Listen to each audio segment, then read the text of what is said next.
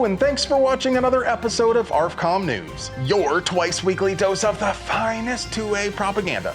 Y'all up for another edition of the Professional Enough Files? Control freaks are always telling us that only cops and soldiers are professional enough to handle firearms, in spite of the fact that cops are twice as likely to shoot an innocent bystander than an armed citizen is, and 6 times more likely to be convicted of a crime than carry permit holders. Apparently, terrified of tiny puppies too, because when New Orleans police officer Derek Burmaster approached a home investigating a report about a woman screaming, he killed a 4-month-old puppy. Shortly after entering a fenced patio area, 2 dogs began barking and came out. The big one moved towards the other officer, who simply went back out the way he came in. But Officer Braveheart here dropped the tiny little puppy while covering his groin with the other hand. Somehow he managed to injure his partner too. It's unclear how that happened, but based on their positions, I can only figure it was a fragment of brick or bullet that struck him, because that's way too far away to catch any muzzle blast, and an ejected case probably wouldn't have sent him to the hospital. Burmaster was involved in a previous incident where he killed a different dog while clutching his coin purse with the other hand, and he said he did it because he was afraid the dog would bite his genitals. Is that a common thing? Is that a problem? Because I haven't ever heard of that. I don't mean to suggest that dogs can't be dangerous and that they don't bite people ever, but that seems like an oddly specific and irrational fear. But the really scummy part is how his department initially found his actions violated policy and then switched up their position when the dog's owners sued the department.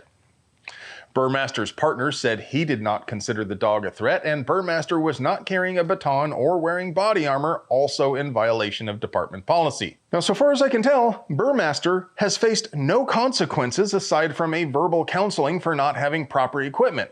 If he does get in trouble, though, I'm sure there is a bright future ahead for him at the ATF. You're hired. But hey, it would be impossible for us to produce quality 2A propaganda without sponsors. So let's pay some bills. Today's video is sponsored by Springfield Armory. Imagine a 9mm carbine with roller delay action just like Kraut Space Magic. Now imagine it didn't have garbage ergonomics. The brand new Kuna from Springfield Armory gives you that roller-delayed, smooth recoil you're looking for with reversible, non-reciprocating charging handle and MB absolutely everything. And by Colt. I know you. You've had enough of the store brand and you are ready for the real thing. Whether it's the classic 1911, legendary revolvers like the Python, or truly mil-spec ARs, Colt is the original. Everyone else is the knockoff. There was a story burning down the socials late last week, which got entirely buried with all the spicy dance party going down in Californistan right now. Part of the reason the story tore up the socials so hard was because of terrible reporting from the New York Post, which ran an article headlined, "FBI discovers cache of guns, armor, and Nazi paraphernalia while raiding home in Washington state." That's a meaty mouthful. And headed up the article with a photo of some multicam gear and Nazi flags, along with a photo of what looks like an MG42, also some rifle plates, an AR, a Spikes launcher, very scary stuff. The interneted, and people insisted this is all fake because the flags have creases in them. Of course, everybody who is allowed to be out in public without a muzzle and a handler knows cheap flags can hold creases for decades. It's like some people are so fatigued by all the fake and trivial accusations of racism, they think there are no actual real white supreme pizzas out there. There are, though. They do exist. They do exist. There are indeed actual human beings out there who are not Hollywood caricatures and who earnestly despise other people for their skin color, and they're willing to hurt them. These particular degenerates beat an army medic in the head with a hammer because he caught them trying to steal equipment.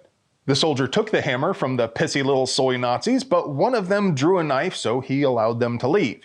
They had to leave behind about 14 grand worth of stolen armor, helmets, and comms, but the feds found lots more at the house they both share, as well as explosives and night vision. Like all that good stuff. Some people with lower standards might be tempted to make note of the fact that 2 Nazis are living together in a nice big house with no women. Some people might speculate about the sexuality of these 2 losers. I would do no such thing because it is irrelevant. However, I do think it's worth noting that Der Fuhrer would not have approved. You're serious. So, how did the feds track them back to their home? Well, one of the criminal masterminds left his hat behind, which he wrote his real last name inside of. Turns out he had been a soldier in that unit.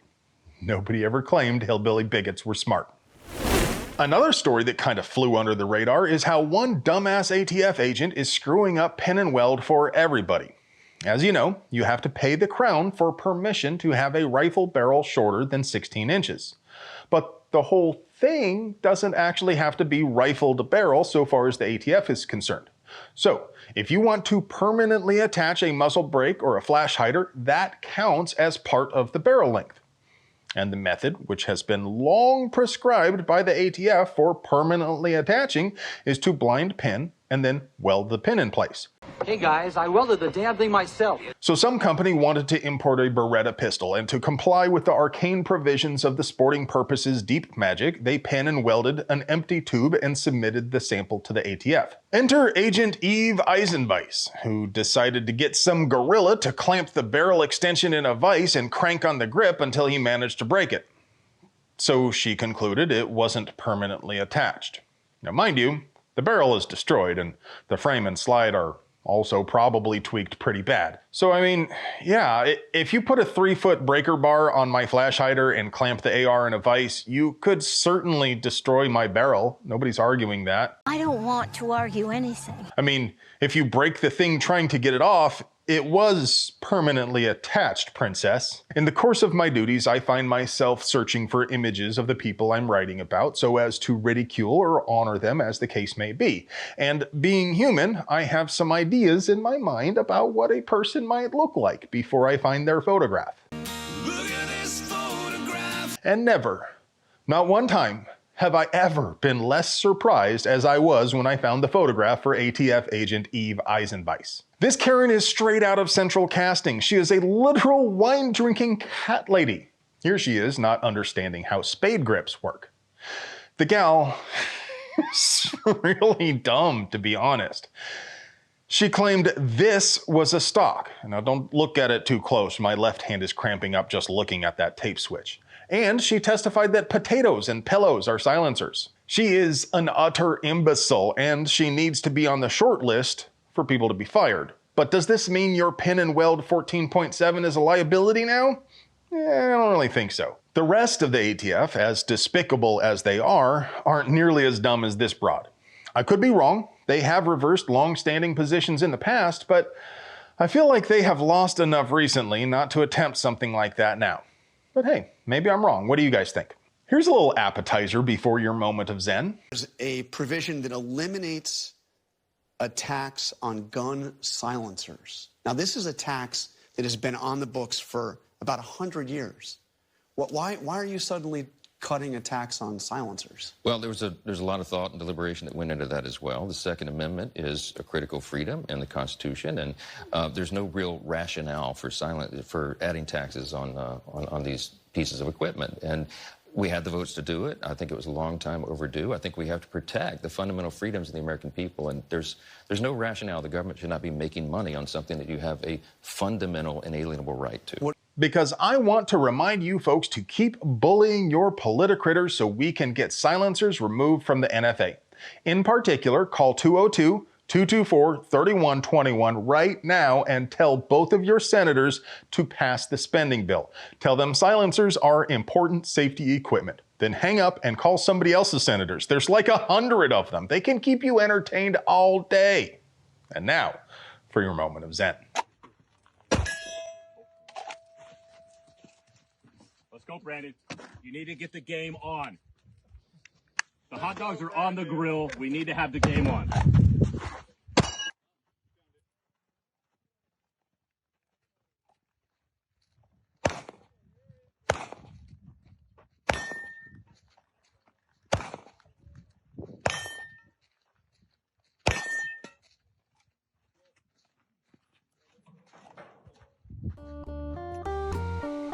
Hello, friend.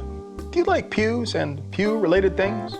Would you like to help us keep delivering you pure and good American pew propaganda at the low, low price of free? We literally couldn't pay the bills without our sponsors, so do us a solid and get yourself something nice from them. You deserve it. I love you.